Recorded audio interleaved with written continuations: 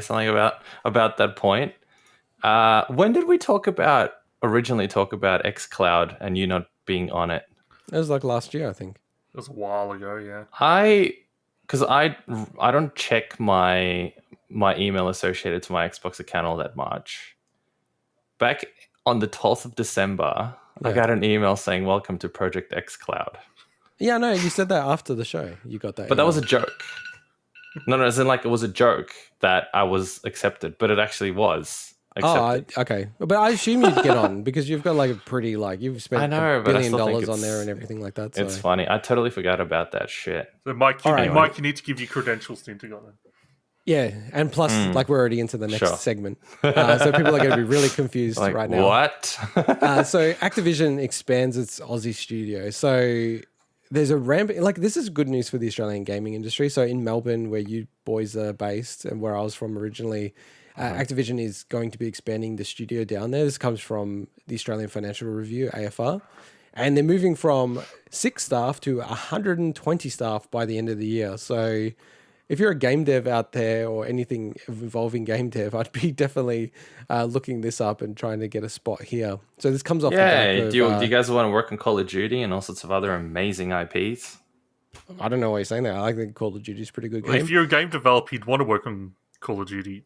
I know, it's like... That's would you though? As if you CV. Would you want to work for like a proper corporate job where... Okay, can I just say, Mike... Please. We need to have a tier list of dumb shit you say. Like what? That might be right up there in S tier. It's like you go, I'm like in the movie industry. Oh, would you want to work on the Marvel movies? Would you want to work on the next? No, Iron but there's Man? a lot of people who wouldn't want to. There's a lot of people. There's a lot of game developers who would not touch Activision and Call of Duty with a 10-foot pole. Absolutely not. I think you're talking about the vast minority of people. I don't know. I think even those indies are already indies. They don't need to be qualified to be an indie. You just need to start, right? No, but I think even within like the proper game community, I think there's going to be a whole bunch of people who just don't want to work on those kind of games.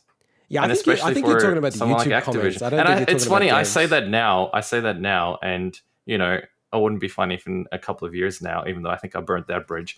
In a couple of years now, I go work for Activision in their Melbourne office. I'm struggling here. But I refuse to do it. Am I crazy? I would not do it out of principle. I think Activision has some really shitty principles behind their company. I think it feels like the jobs that you would have there as a developer. And this is off the back of that thing I linked you guys about what happened with BioWare and the writers, and the fact that the whole company just turned into a corporation and the fun was lost. And I think Activision and the games they pump out are the pinnacle of that corporate way of doing games. And I, for one, I'm burning that bridge right now, would never want to go work for Activision. So... Well, I don't think you have a risk of that even being a possibility, but... Well, no, it could have been a possibility. I think, the skill set that I have, whilst it may not be directly in the gaming industry, is very transferable into the gaming industry for a company like Activision. Well, but I think would just refuse to do it. If you are an Australian game developer, it's an opportunity. Yeah, that's right. It's a good opportunity. It'll look awesome on your resume. If you are an Australian game developer, you want experience on AAA titles, you want experience in like what it's like to work with publishers and things like that. Yep. And you have no soul. And you don't have anything holding you back, like any like ethical concerns around the way that works.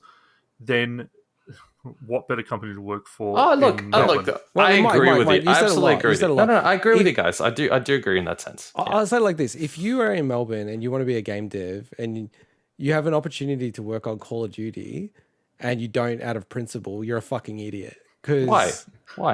It's not all about the money, man. It's not all about the money when it comes to... It's not about the money. It's the biggest... Number one, your values are more important. It's the biggest game franchise in the world. Number two... So what? So what? Let me speak, man.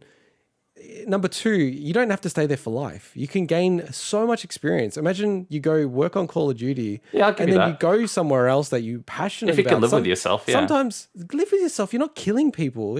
People aren't forced to buy Call of Duty. No, but you're creating a game. You're creating a game that I think quite a lot of people don't see it as a positive thing in the gaming industry. So Yes, absolutely. Objectively, I think it makes perfect sense. The money would be fantastic because you're talking about Activision. They've got a lot of money behind them. The experience would be good to work on a AAA title. So as long as ethics are not important to you, it's a fantastic I have the opportunity. biggest smile on my face right now because I know Why?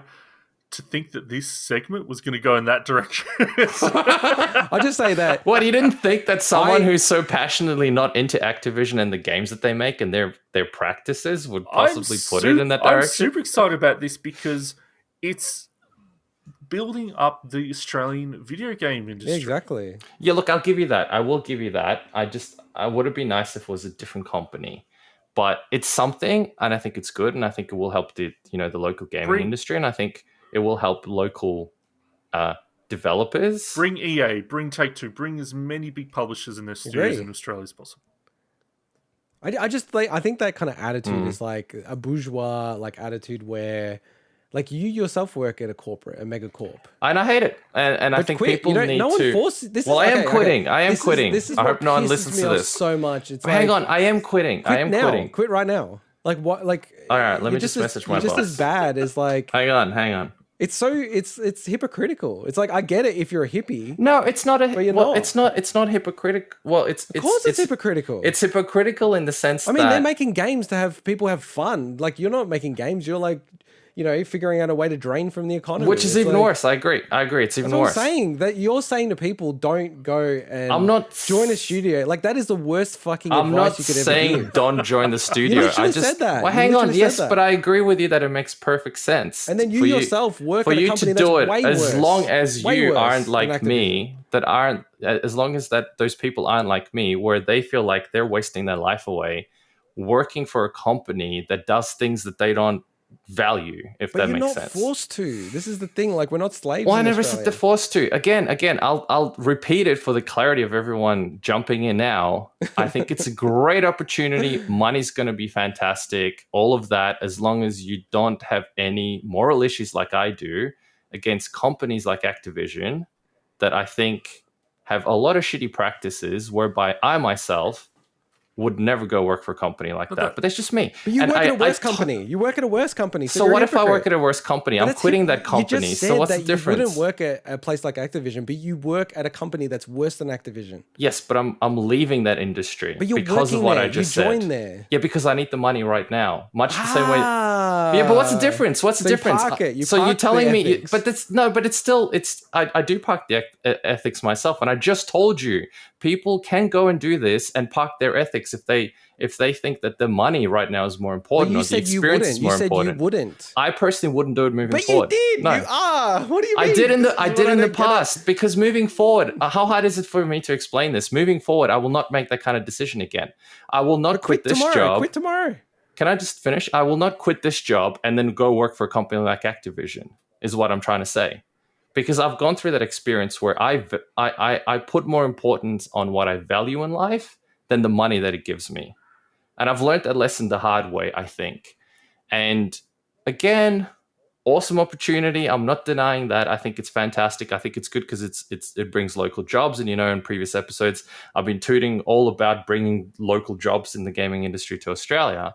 I just think from an ethical perspective, there's other companies to go work for. Unfortunately, there's just not a hell of a lot of gaming companies in Australia to work for. And that's the point. Other than these ones. That's the point. And that's what it comes down to. You're just going to have to just suck it up. If you have certain values, suck it up and just work for them. Get that experience, move somewhere else. So just to close off the details, so this news and from, that's come from the Australian Financial Review, comes on the back of what had already been known about Sledgehammer Games, essentially going on a hiring spree last year, even in the middle of lockdown. And essentially from April onwards, they're going to be running out of that big new fancy office in South Melbourne. So I know for a fact, just like dealing with overseas companies, there's a lot of confidence in Australia and New Zealand that, like Europe and the US have, just given how we handled the pandemic. Like, it's one area where they're just looking at, like, if they can invest in that space, they are. Well, just look at Valve in New Zealand is likely probably going to start more operations there because of, I imagine, Gabe Newell and everyone. So, well, yeah, he's based there. Yeah. They are exploring moving Valve. I would move to New Zealand because of that. If they open something up and there are positions available, that is a company I would move there for. I'm not even going to touch that. Given like some of the practices that Valve does, but Like what? all right, moving into my favorite segment of the week and the final segment of today's show, the bug